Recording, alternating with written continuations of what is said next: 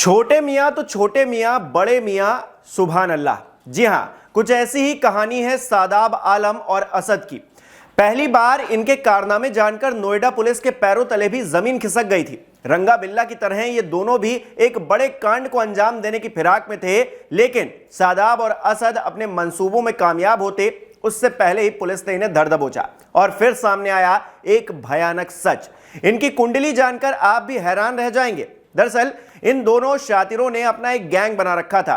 दो लोगों का यह गैंग इतने काले कारनामे कर चुका है कि फाइलें भर जाएंगी, लेकिन इनके कांड खत्म नहीं होंगे।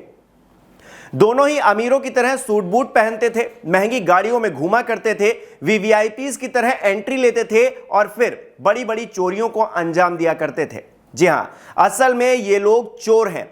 सादाब और असद को फिल्मों का इतना शौक था कि इन्होंने फिल्मों से प्रेरित होकर चोरियां ही शुरू कर दी। दोनों अपने आप को बहुत बड़ा ब्लफ मास्टर बताते हैं, समझते भी हैं। जब पुलिस को इस गैंग के बारे में पता चला तो पुलिस ने भी माथा पकड़ लिया, क्योंकि इस गैंग का ये काला धंधा कई सालों से चल रहा था। अब पकड़े गए हैं तो फाइलें खंगाली जा रही हैं, पुराना रिकॉर्ड चेक किया जा रहा है। नोएडा से लेकर लखनऊ तक इनके कारनामों के किस्से पाए जा रहे हैं। पुलिस हैरान है कि अब तक ये लोग कानून के शिकंजे से कैसे बचते रहे। हालांकि न्याय की चौखट पर देर भले ही है, लेकिन अंधेर नहीं है। हाल ही में नोएडा के सेक्टर 51 के एक बैंक्वेट हॉल में चोरी होती है।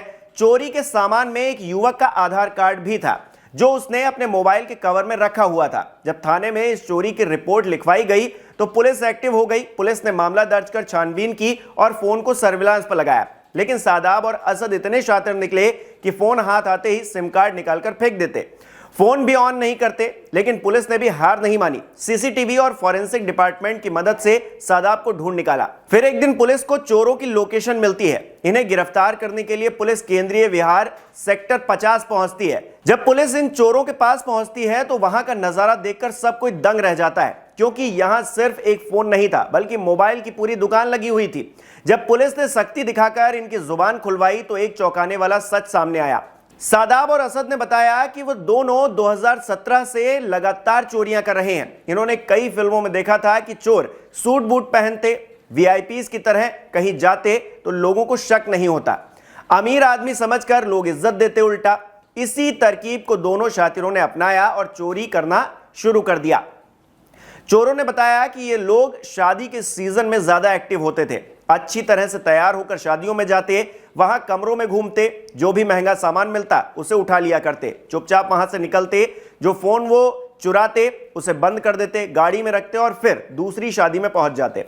पुलिस ने बताया कि सादाब ने लॉ से ग्रेजुएशन किया है। वकालत की पढ़ाई करने के बाद इसने उसे अपना रोजगार नहीं बनाया, बल्कि पुलिस से बचने के तरीके ढूंढने का उसने तरीका अपनाया और वो एक चोर बन गया।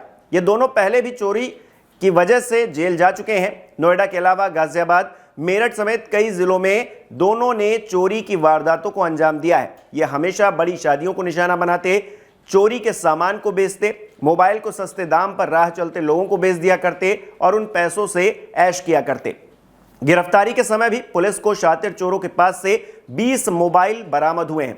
दोनों ने कबूल किया है कि अब तक सैकड़ों चोरी की वारदातों को ये अंजाम दे चुके हैं। अब नोएडा पुलिस बाकी जिलों से भी संपर्क कर रही है, वहां के अधिकारियों से संपर्क कर रही है, जिससे इनका पुराना रिकॉर्ड और सामने आ पाए।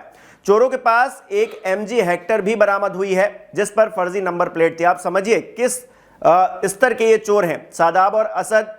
और इनकी जो जोड़ी है, इसे देखकर पुलिस जहां दंग है, वहां जनता को भी ऐसे लोगों से सावधान रहने की जरूरत है। क्या पता ये लोग किस भेष में कहीं चोरी करने पहुंचे और आपसे ही टकरा जाते। लेकिन फिलहाल अब ये आपसे नहीं टकराएंगे, क्योंकि पुलिस ने इन्हें पकड़ लिया है और अब ये जेल में अपने दिन गुजारेंगे।